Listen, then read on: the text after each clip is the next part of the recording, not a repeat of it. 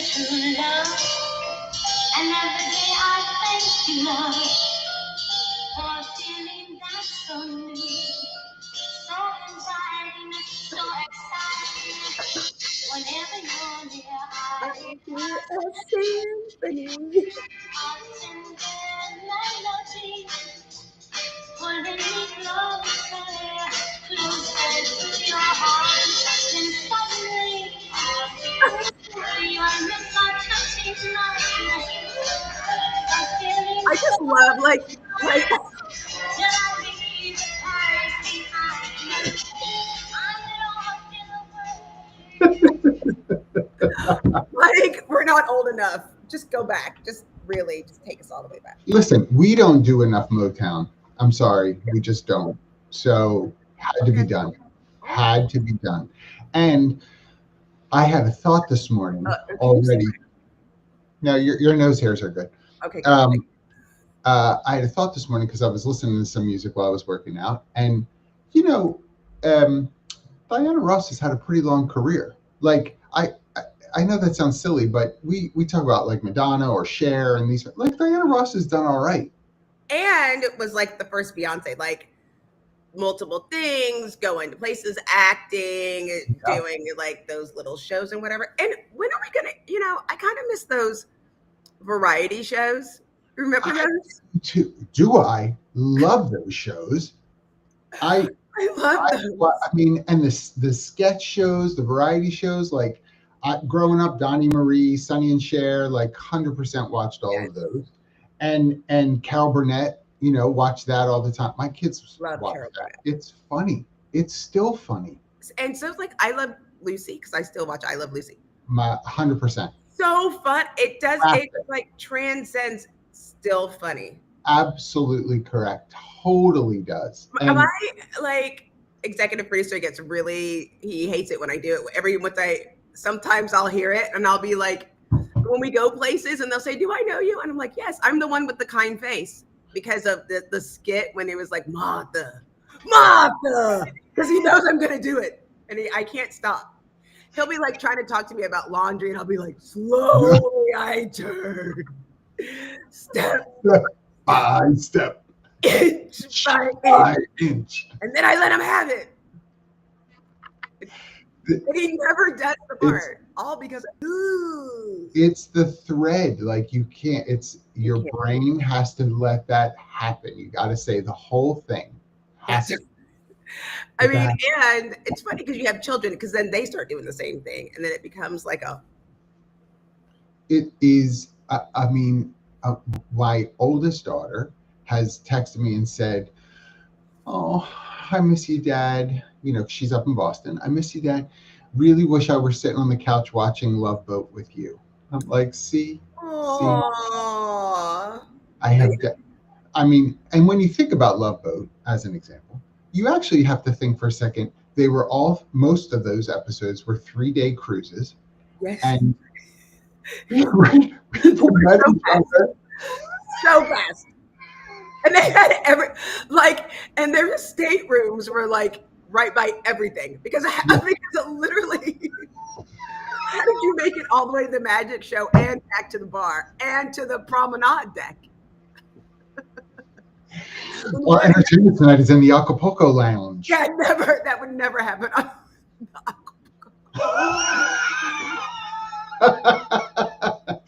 Everything's in the Acapulco Lounge. But you're absolutely right. The Acapulco Lounge apparently was 3 football fields huge because every room was right next to it. That's right. And the bar was the same size as like a dressing room.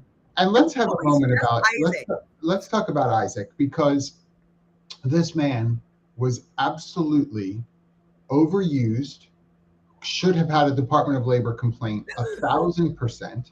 My man was working every bar in the Pirates Club, Pirates Lounge Club, Acapulco Lounge, the bar at the pool. The man was at every. You mean we can't hire any other bartenders? This poor man. The doctor was never in his freaking office. Never. And when he was knocking boots. And that's the problem. I always would be like, oh, Isaac's knocking the boots. We knew when there was a black person on the show that Isaac was going to When you watch the opening credits and Lola Falana is a guest, you Lola Falana or Thelma Hopkins. That's his love interest. But you were always sad because you knew it wasn't going to last because they have another place to go. He does not do long term. I want everyone listening to Google Lola Falana and educate yourself. Can we change the topic? Jamie, change the topic. Educate yourself. Because that woman is underappreciated. She had a wonderful career, and then we all forgot about her by 1983. Our producer is letting us know the topic. Listen, the topic is listen, Jamie, listen and learn. Listen. 1983, we forgot all about Lola Falana and haven't gone back. Didn't get credit. And I'm mad about it. And we need to talk about it. Also, I have to say, my oldest, first of all, Frankie, people don't know the after show. Maybe we should start recording. The after show, Frankie validating my whole existence. It made my whole day. We need to not speak to one another because it is just difficult for me. He was, he's like, I'm so glad I got to talk to Jackye. I'm like, I'm sure you are, buddy. I am too. Because honestly, I need to take them from you. I feel like, when parents, maybe they're not doing the right thing, but I need to help, I need to help take them away from you. Yes. Is he living with you, Frankie? He is. Is my microphone better now? Oh. Much better, yes. Huh? Much better. Yes, I wasn't on. Thank you. Our producer is awesome. I don't know why I wasn't on the main microphone, but everything, and I don't know if Joe is here today. Zoom now has decided, by the way, to every time I get on a Zoom meeting, it adjusts the volume of my microphone to whatever it feels like doing automatically. I don't touch anything. And all I need that in real life. I need to walk into a room and they can turn, because I'm a little loud. I think I need that in real life. Yesterday, I got into a meeting and the volume on my computer and everything was fine. Zoom pinned me to the complete top. That people were like, you're all coming in loud and all broken up. I'm like, I okay, I don't know. Zoom, come on now. Get with that. Also, before we jump in, sweet baby TJ is here for the semester, which has been fun and great. And Clay has a whole new career. Clay, again? Listen, you're not going to believe this. Clay, at Christmas had their DJ equipment. Yeah. And their dad has picked up their bass. So they were like, I'll just buy another bass. So they buy another bass. Joined a band, has their first gig. They even have a gig coming up in Dallas as the bassist for a band. DJ, band, bartender, model. And I told them that I'm leaving Textio and that I was like, maybe I should be an entrepreneur. And they're like, Mom, this is everything. Be a lead singer. They didn't mean that. By the way, David Noe's here. Please, David, don't watch. Don't watch. I went in to see one of the things from David Noe. He's very handsome. I could have told you that David's very handsome, but I will also tell you you're not his type. Oh, he is happily married. That's what I was looking for. I just want to make sure and be clear. And I also want to say, if David were going to do something outside of the confines of marriage, I think I'm more his type than you. I just want to be clear. Yeah. But that's David, not fair. Come on, buddy. I love David. I love like my actual husband. Whoa. So there's that. I can't help it. Like a moth to a flame. It's the moth. It's like burned by the fire. You are so funny. I know we're going to talk about connection, but listen, speaking of connection, actually, this is great. I had a call this morning already. I had a call this morning with someone I haven't talked to in a while. And honestly, someone that I met very early in his career. Love him. So he's doing great. So excited for all the, opportunities that have come his way and all. And he says to me, I'm so glad though that, I get to still see what's happening with family online and all that good stuff. And he said, and how many muscles you have grown over the years as well. And I was like, I actually haven't been posting the gym shots in a while. I'm very upset by that. No, because the DMs got really uncomfortable. Are you serious right now? 100%. 100%. But you still could send it to us. Like, I can't. I was like, like the things I'm reading that people are like that.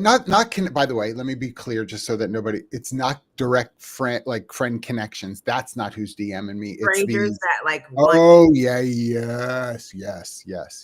And the good news is I'm equal opportunity, so I appreciate that as well. So I'm getting from every kind of person. So it is. I said to him, I'm like, it's so funny you brought that up. I haven't done it. He's like, I know you haven't been doing it. I'm like, I just can't. It's a lot of dirty DMs, a lot of dirty DMs. Well, then close your Instagram, weirdo. It's all like, it says so-and-so is trying to send you a message. Do you want to receive it? And I'm like, no. But then once in a while, I'm like, well, do I know this person? And then I look and I see the message and I'm like, well, I know her now. We're understanding that now we know the real problem. Now we know the real. I know her now, not in the biblical sense, but because Andrew in Nigeria, aka Sassy from Florida, because they're all sassy. Yeah.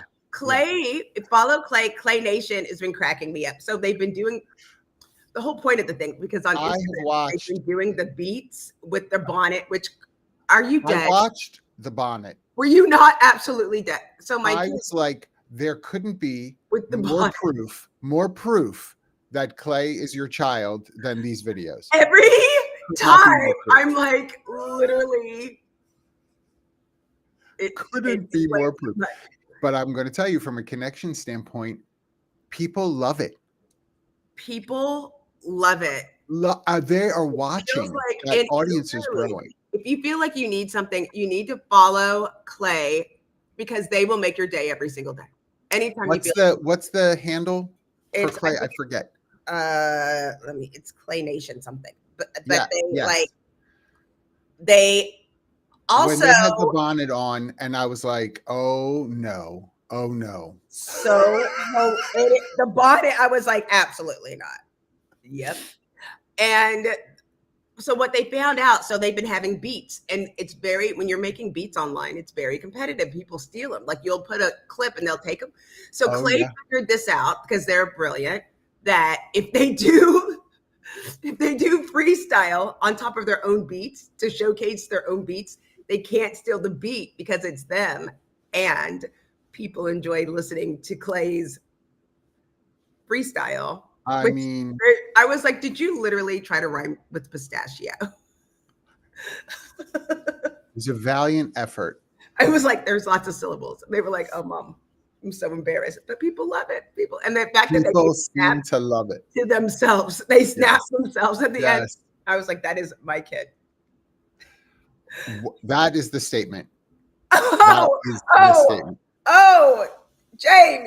Jamie, we are listening. We are building stronger connections. Okay, that's why we hired Jamie. Well, this is a great segue, to be fair. And Jamie thinks he knows. He thinks he knows where we're going. He thinks he knows where we're going. I'm at home at my own home. Listen. I thought about playing that song this morning, by the way. It fits, and it does fit. But I want to tell you, gosh, you're going to get me off topic. Melanie Amaro, X Factor audition to the song Listen, change your life. Change your life. Look it up. Look it up. Change your life. Okay. So wait, one last thing. I do, Sean. Thank you. I do build connections with gym pictures. We have to share that because that is a true statement. I'm laughing at my own eyebrows. Your eyebrows are awesome. Thank you. The social media thing, it's an absolute appropriate segue because we have gotten ourselves over the last, I'm going to say 12 years with social media as being the conduit for our connections. Yes. That has been the place where people are like, I'm connecting with people all over the world. I love this. I'm really getting to learn about, and I'm not saying it wasn't true, but that's what we were doing. Right. Here we sit in 2025 with a very tension-filled variety of social media platforms for various reasons. And we also have a lack of engagement. Numbers are down in terms of people actually even engaging on those platforms. I don't care what your flavor of social media is. And I think the last year, 2024, it was 8% of 20 to 25-year-olds are 100% not on social media. That's right. So how do we build connections when we got used to doing things like social media? I don't know. Like, I think it's fascinating. Like, I'm fully connected online. Don't ask me. Because it is really still difficult to make connections. People have to go the old school way, like, hi, do you want to play? Do you want to be my friend? Yes, no, check one. Do you want to build a snowman? Their parents don't know how to teach them. Their parents don't know how to tell them how to do that. I mean, so my heir to the throne has built, Frankie, has built most of his relationships. I think about high school, after school, besides sports practice. No, they didn't hang out and do things together. They all ran to their bedrooms and got online and killed other people on whatever various assault show that they have. But that's how he connected with people, by a headset. That's what he did, right? And so bring that into networking, business development, membership-driven organizations. You and I both know the Chamber of Commerce memberships are down. Oh yeah, SHRM memberships in the local level, like entrepreneurship is up. Look at Tony. I love Tony. Hi, Tony. Yes, hey Tony, that is true. Tony, but poor thing, is in my little besties group who like probably hates us, all the Gen Xers, very much. Love Tony, young one. Tony, I'm sure you don't hate Jackye, but if you do, message me. We'll talk. Stop. Listen, Tony knows, like, it makes sense. You have had it your whole life, and people learning not to put their children online because we didn't know. I mean, people didn't know the impact and what was going on. That's right. That is, and I love, Tony, what you said too, because they had it their whole life. So they're like, I don't want to be a part of any of that. But they've also missed their parent because their parents weren't engaged because they were on their phone doing TikTok. The kid was all by themselves. Maybe they learned that they want to or they were uncomfortable because of their grandparent. I hope my mom's not watching, but So Tony, you make a great point though, because besides Frank, I have Olivia and Cassie, 2 daughters, right? 21 and 23 years old. Both of them deleted all social media. Cass had to put Instagram back on because her internship required her to have Instagram for some of the stuff that she had to do. So she had to put it back on her phone in order to do the internship. Olivia has nothing. It's all gone. And so and I didn't look to find, like, the statistic is kind of even trending in my own home. 2 of my kids don't do it. Yeah. Right. So it's really interesting because their response is, Olivia's like, it wastes so much time. I don't need to see what everybody's thinking every minute of the day. And it's not helpful. So I don't do it. And I'm like, well, will you do a LinkedIn profile? Like for work? She said that I'll do because of the, professional thing, needing a job. People will look something up, blah, blah, blah. But really, it's just a matter of, and now you look at LinkedIn even, and it's like videos and all kinds of stuff happening there. So I'll tell you, last week, someone asked if I would do a post, like, for whatever, the organization. And I'm in a position, I was like, $5,000. I'm not doing anything that's not going to pay me money outside of it because we are, because you what?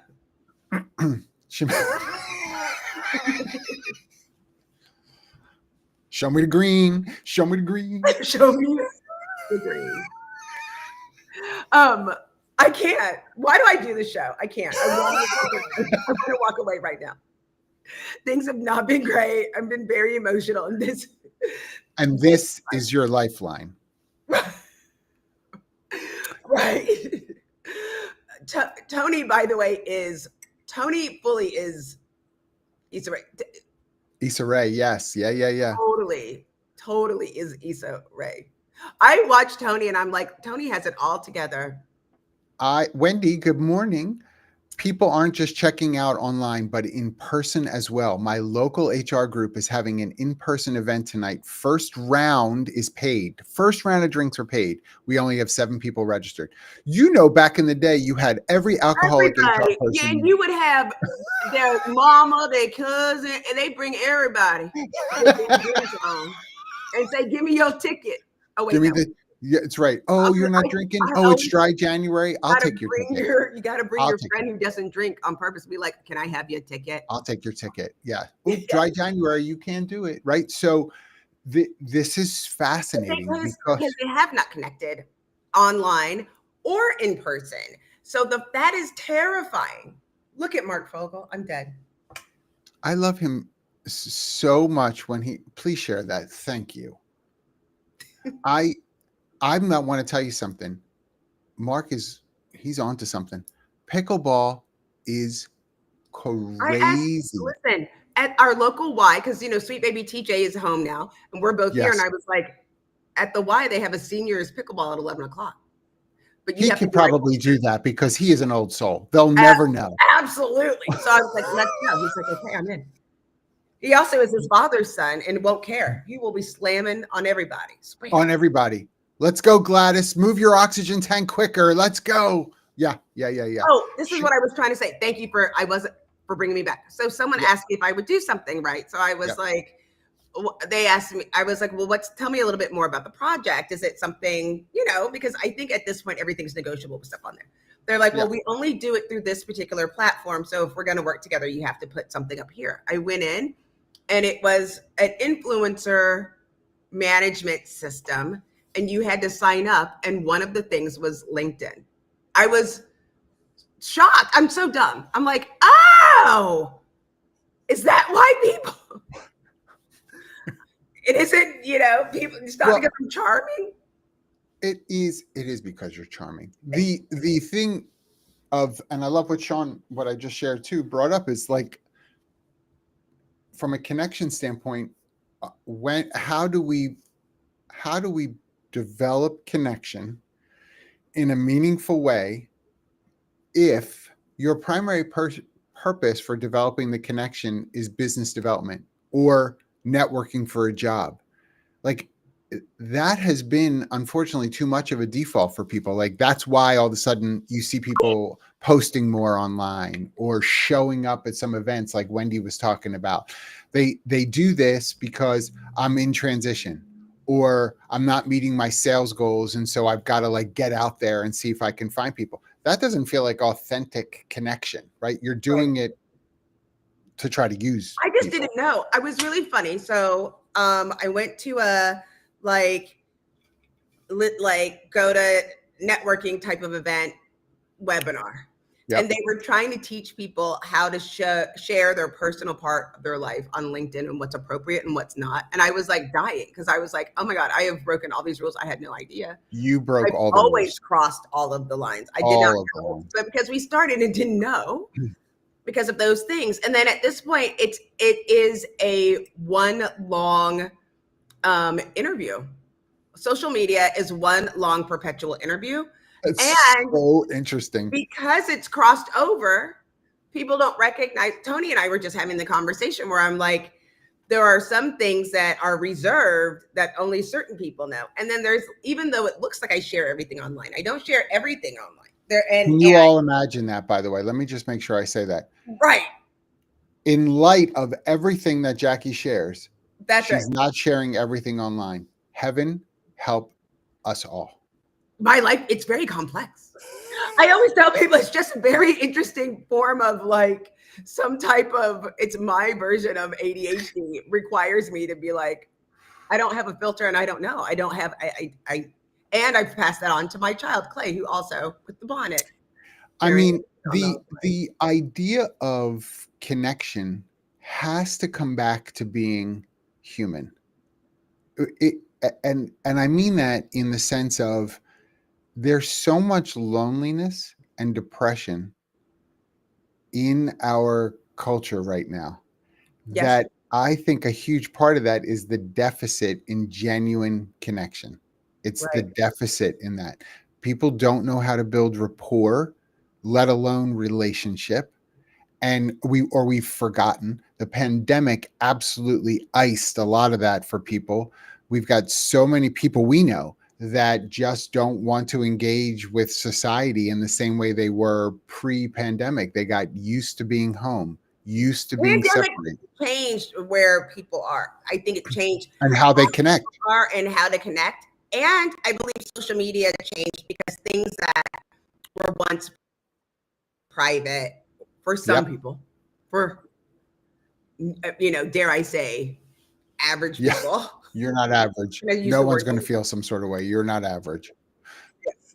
So don't do those things. But the thing, what is interesting is that we had different experiences. So what is interesting is that what people were listening to was because of the endorphins, the dopamine of getting the likes, it made people have these various things. So you need to make it a determination of where you are in your own life to figure out what am I trying to do? Why am I here? What am I here for? And I think people have different things that they need, but you have to be able to tie into those things. And I believe there's different social places where you can get some of that. But go ahead. I was just going to say, I don't know if other people are having issues. If your Wi-Fi is choppy, so I don't know if people are seeing that because you're really pixelated at moments and stuff. So I just want to make sure if people are noticing that, I see it too. It's okay. Yeah, on occasion. That's right. It's not the whole time. So just so you know. So if I ask you to repeat something, it's because it was chopped off. It's not because I think your point was good. I want to be clear about that. Right. Glasses off. Listen here. I don't know that you or I, however, to exactly your point, I really do think everything you just said is right. I'm going to tell you, if you and I submitted a session at a conference to say this topic, the art of listening, how to build authentic connections, I'm going to tell you something. I don't think we'd be picked to speak at that conference. No way. Even though it's desperately needed, I think people will be like, nah. We all know how to do that. I'm telling you, we've forgotten how to do it. I'm telling you. Also, I think what's interesting, we talk about this a lot. When people see me and you in public, they're like, oh, y'all are really like that. Yes. And they think that this part is it's like, no. We really are friends. That's what people say. Y'all really are friends. And let's be really clear too. Jackye and I have no energy to pretend. We just can't do it. I mean, we're too tired. We're just too tired. I can't do it.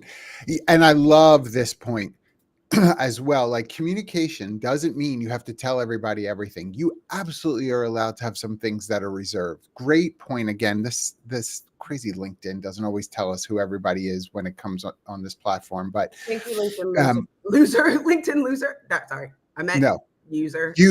Came out.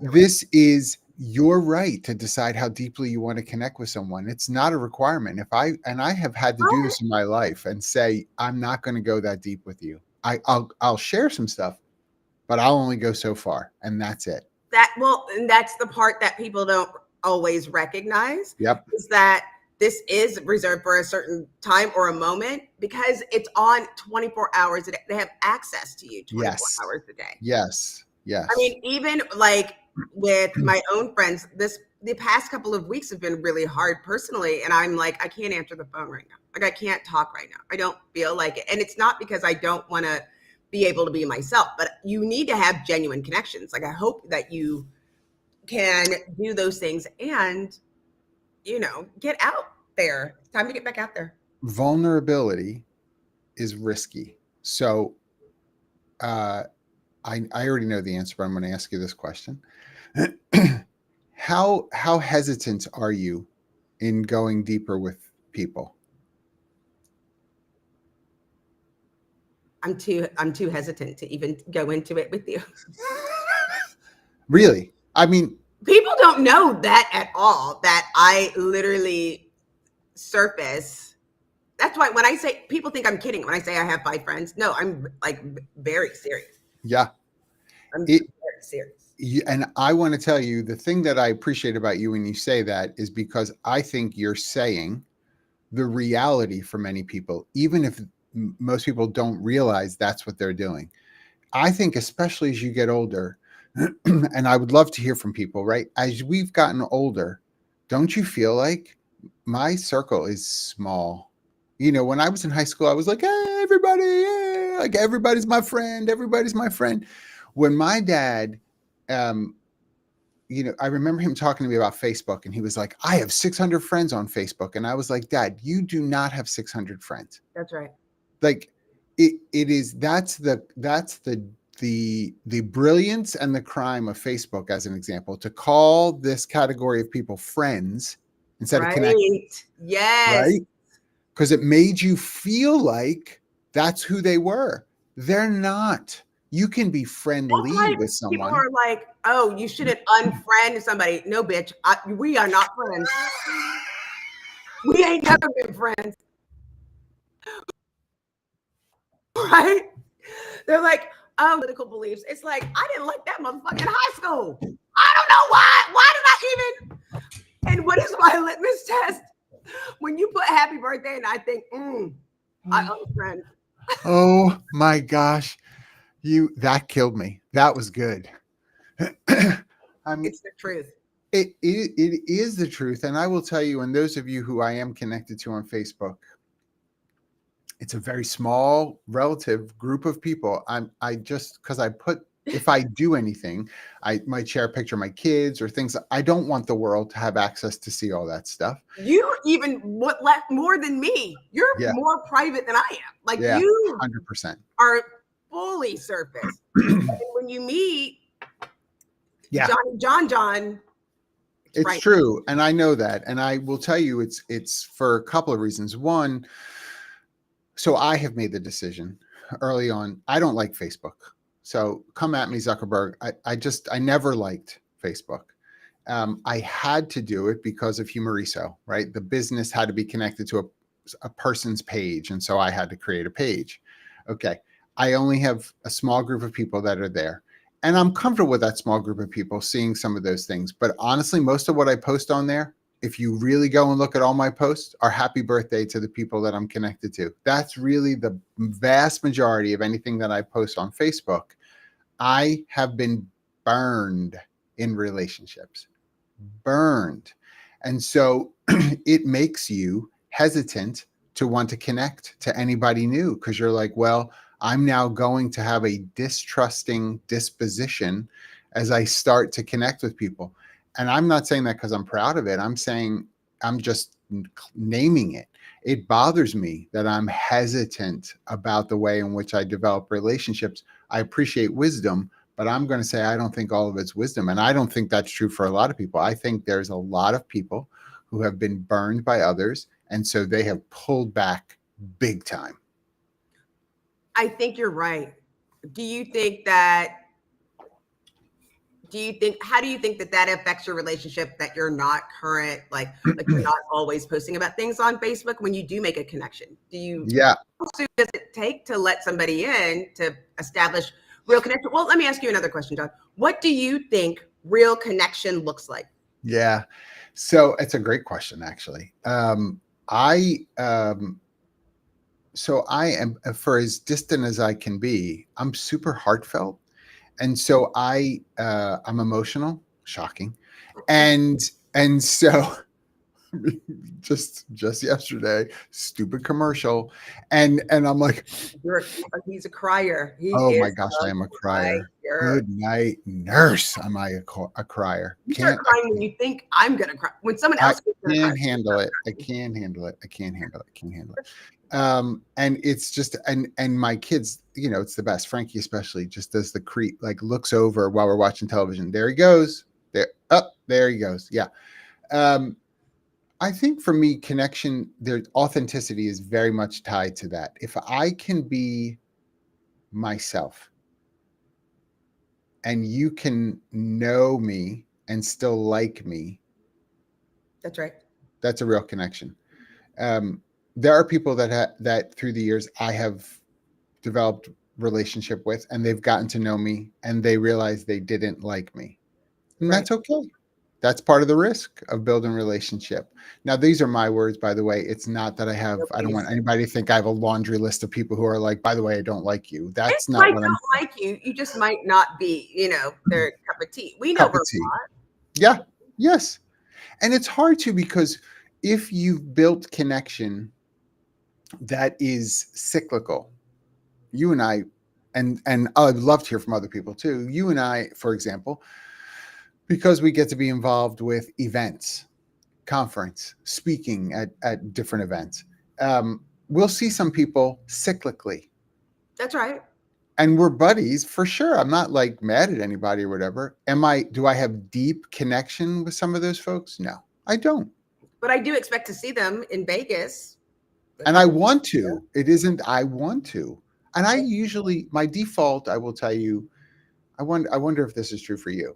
My default is I still probably like people first until they give me a reason not to. Does that make sense? I think I'm the opposite of that. I think you are too. Like, I don't have the space. I've been burned too. And the problem is, I think a lot of people feel like they know me.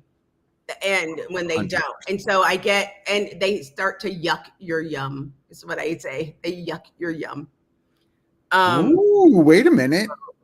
That's a t-shirt. So what is that? So, for example, like the other day, this was a true moment. Like I said, the past couple of weeks have been really hard for me.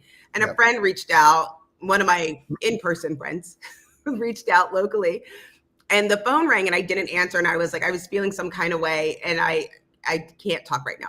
And they said, it's okay. I saw something that reminded me of you. And when I talked to them, they said, I saw something that, about watching the Hallmark Channel and I thought of you. And that's a big deal for me. People think this is a little thing, but when I tell people I watch the Hallmark Channel, it sparks all sorts of, you would think that I told them, yes, for the first time that Santa was strong there. About like that. They like, yes. They go like, and I was like, no, like I like all things Hallmark, and I know that. And this year was the first year I fully came out of the closet and was like, I'm watching all the Hallmark movies and I'm sitting there with my blanket and I'm drinking a cup of tea. Yep. I'm doing all the things. And I finally was like, if you don't like me, then that's fine, but please don't yuck my yum, because it makes me feel good. And when people say, oh, I hate the Hallmark Channel, like, well, and it's like, do I have to? Part of it is the bravery aspect. So many people are much more brave on social media than they would ever be to your face. And I'm going to say brave in air quotes, right? Sure. If they were sitting in front of you, they may not say, maybe they'll say they hate the Hallmark Channel, but think about the amount of things that people say online. I doubt very much that they would say some of the same things. It's certainly not the way that they say it as they post on whatever social media platform. We've lost, that is part of the relationship training that some people need, because they've done it for so long that they forget actually how to be gracious to someone. And it requires you to look at someone in the eye to be a bit more gracious. We haven't learned how to do it on social media. That's for sure. We need to figure out how to do it again with one another, because that's so needed. I've had people come up to me and hug and so happy to see me. And I want to be like, just so you know, like 3 weeks ago. Do you remember what you wrote online under my I'm having a hard time disconnecting that from this hug. Like, what is, I took that to be so like attack oriented, right? And now you're hugging me like, yeah. I thought we were friends. Right. You were talking to me. You literally said black girls with gold hoops suck. I told you I didn't mean that. Like I why would you? Yeah. But I feel like what I noticed is like when I started sharing my real self and people like started making comments because people feel like they can say any kind of way, like without recognizing like these are parts that make me who I am. If you don't like that part, then I question whether you like me. And since I know that in advance, maybe we aren't going to connect.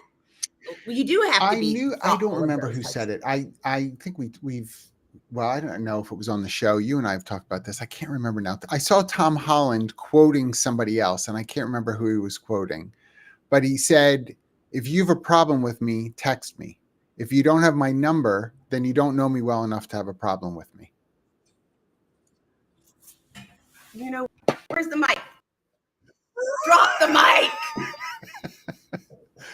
If like, right? And that's not mine. I forget who he was quoting. I forget who he said he was quoting, but think about that for a second. That's right. People can be all kinds of cruel and brave relationally, quote unquote, online because they're your connection.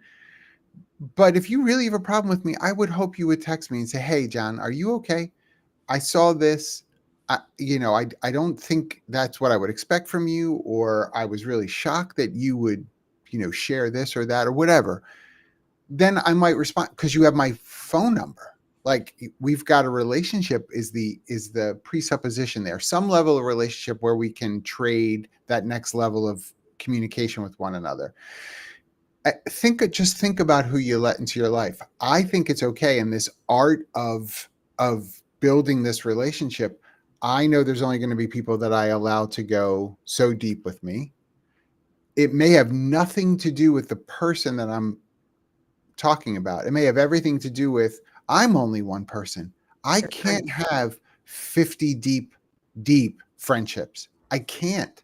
It's just not possible. I don't have enough time for the depth of relationship that would be necessary to develop, to do that for 50 people. But I think there's some people still who beat themselves up because they want to go that deep with everybody that they connect with. You just can't. You've got to be able to stay. You do. Right? You think you do. Yes. But you can't fully do that. And the what is really interesting, and it's funny that Tony is here because we do have a friend group with lots of different women that we hang out with that are so completely different. And there's a couple things that I noticed is when I actually started listening and learning from other people, where I found myself with some relationships, I find myself wanting to jump in and feel like I'm the smartest person in the room. And then all of a sudden there was another group of people where I felt like I was learning and I didn't want to talk because I wanted to listen. Yes. And I felt like, and what their opinion didn't change who I was, but it made me think about all people differently, right? And what's funny is there's a member of our friend group who's a pastor, and I told someone I have a pastor. They're like, you have a friend who's a pastor? And I go, yes. And you know what's funny? We're actually very similar, except I use cuss words and use like some. And the other person is, and they use the Bible. They're quoting Psalms, right? Exactly. Right. Yes. I was like, same concept. So like, what's funny is when we go and we'll have a moment, and I'll be like, "Fuck that mother." Literally, I told you somebody said, "Oh, I need to release some support," and I was like, "Fuck them," da, da, da. And then someone else is like, "Father God, we just want to," and I was like, "Same chat." I'm literally raging on the background. If you want somebody to fight with you, I'm there. Listen, I'm ready. You don't think I get to hear from people who are like, I'm sorry, you married a pastor's daughter? Did he know about you? Right. And my dad was a pastor. I guess that's why I don't ever feel some kind of, I'm like, what are you? I don't even, but when you start feeling like you want to listen. And we're not dismissing the Lord's work. Come on now. That's not what we're saying. if you find yourself wanting to listen, that's probably a good sign that you can start building connection. I if would you find yourself wanting to encourage that. That is such a great point. Like, I totally agree and would encourage that. You and I, and part of it, I think that people don't believe. And again, we have to pick on ourselves because we put ourselves out here. Here we are for this hour. Guess what we do? Talk. Yeah. So it doesn't sound like might be good listeners, but I'm telling you. And we don't have guests. Well, I mean, really, who could keep up? But we really we really do listen. Like, I will sit and I'm in human resources for 30 plus years. Like, you don't think there's a listening aspect to human resources that has to happen?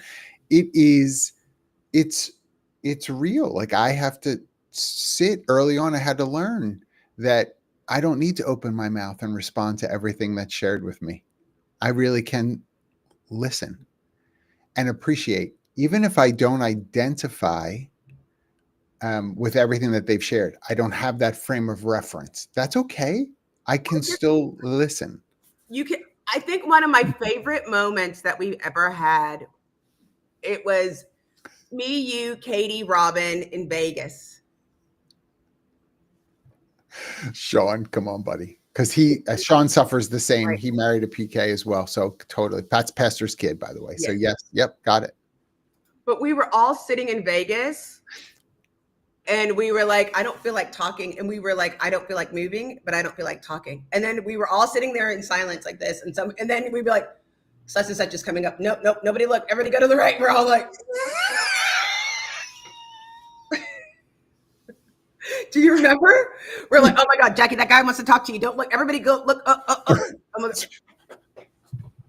Everybody look over here. We're all like, swivel chairs are the best invention.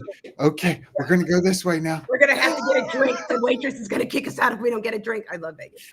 Oh, I mean, there's no reason to kick us out. It was ridiculous. I want to talk about this because it says like code switching. For people who don't know what code switching is, it's when, like, at least in the way I've always looked at it, it's when you're one way with one group and one way with another group. In particular, people say, oh, you act black with your black friends, but then you don't act like that when you're with your other friends. And the thing that's really interesting is, oh my goodness, I don't like that. I'm clutching my pearls. I don't think that. I've been struggling when people use that terminology, and you may be right, and it's just me. When I don't think it's code switching. When I'm in England, I ask to go to the toilet. I don't say I'm going to the bathroom. I'm not code switching. I just need to get the path of least resistance to whatever I'm trying to do.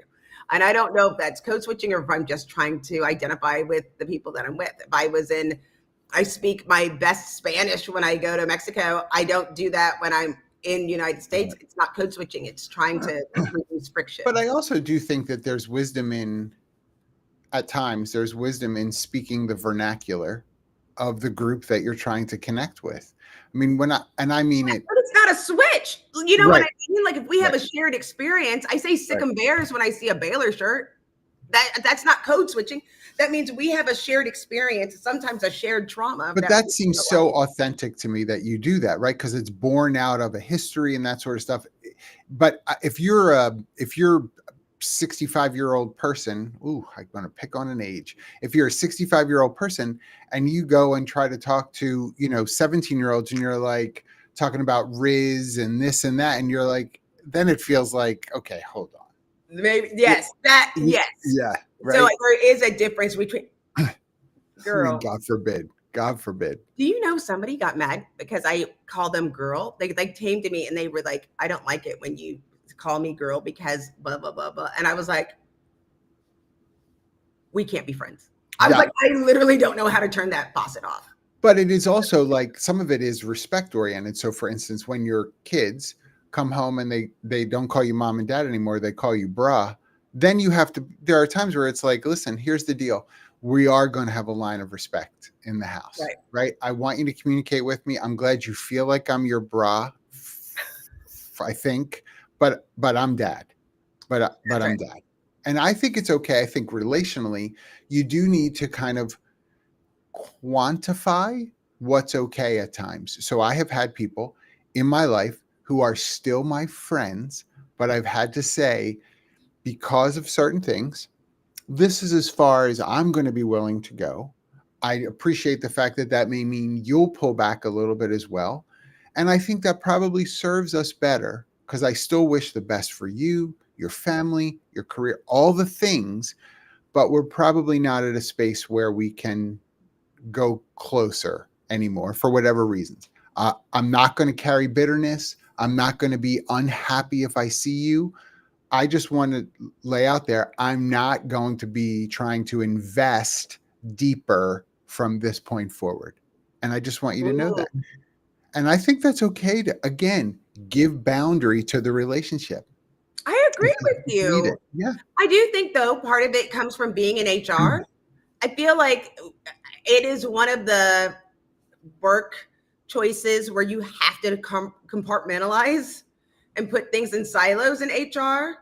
And I think that's difficulty. Like, I feel like I lost a friend this week because of that compartmentalization. Yes. There is a certain line where if we're truly friends, I'm expecting you to go past that. And if you can't, then we're just not friends. And that's okay. Yes. And I have had, listen, this is, and now here's HR.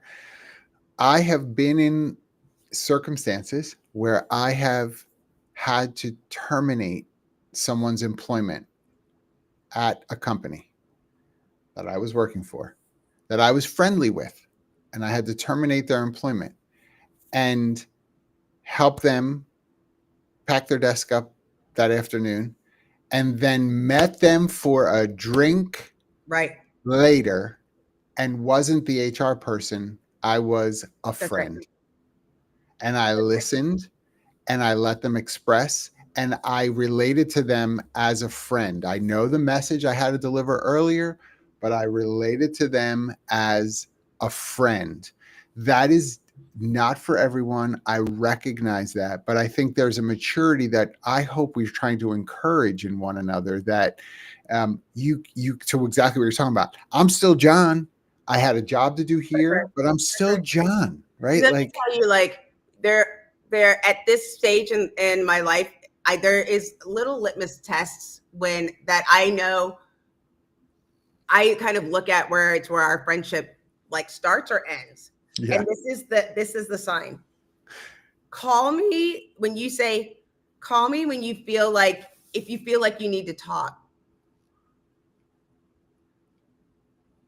We've just had our last conversation. Yeah. I was going to say, finish that. I know what you're going to say.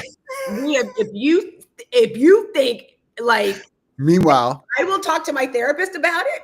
Yeah. But if you think I will ever come to you, meanwhile, because I feel like we need for you, and this, but partly this is the value of building rapport and relationship intentionally.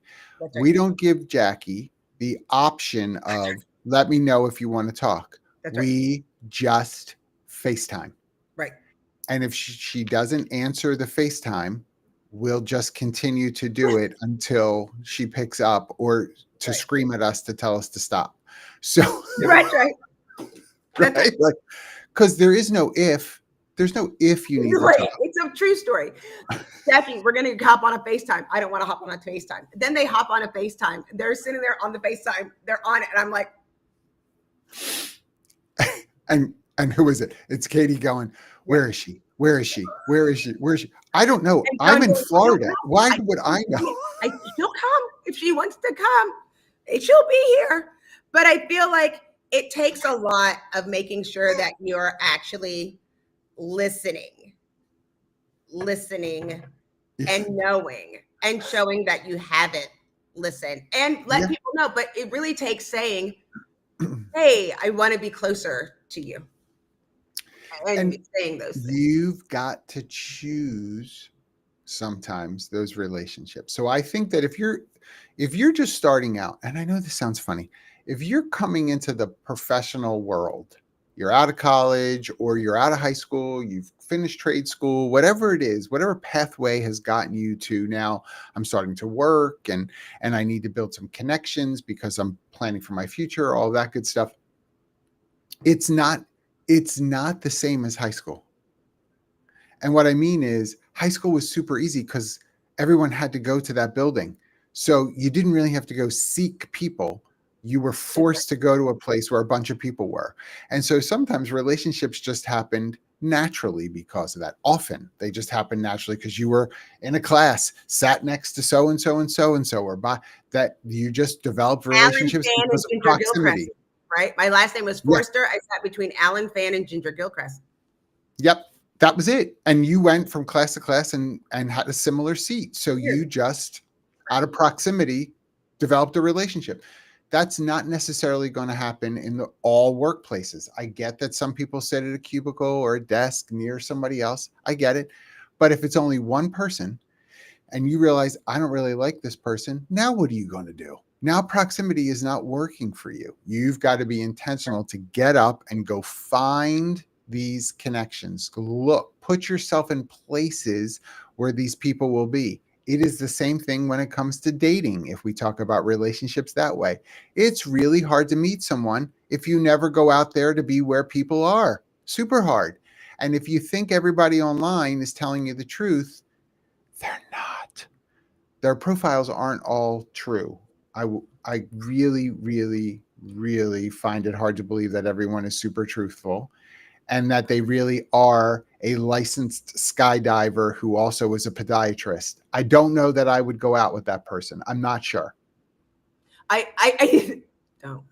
And also watch Later Daters. Netflix, not a sponsor. Watch Later Daters on Netflix. What is it called? Later Daters. What is it about? Gen X people dating on dating apps. Oh my gosh, I have to watch that.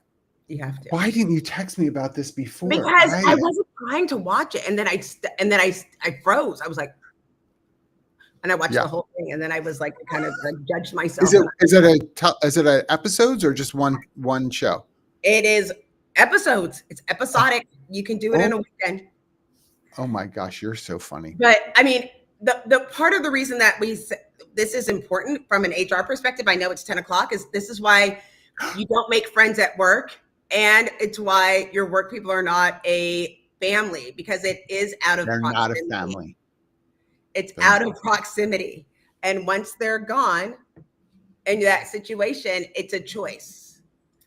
Dion, good morning. Listen, because and literally I've only heard this. I'm not allowed to date. I have asked, but I'm not allowed. Dion is everything. Like executive, like healthy, fun, energetic, gorgeous, all the things. I mean, should have a whole camera crew and a whole sitcom. This is like a whole, like.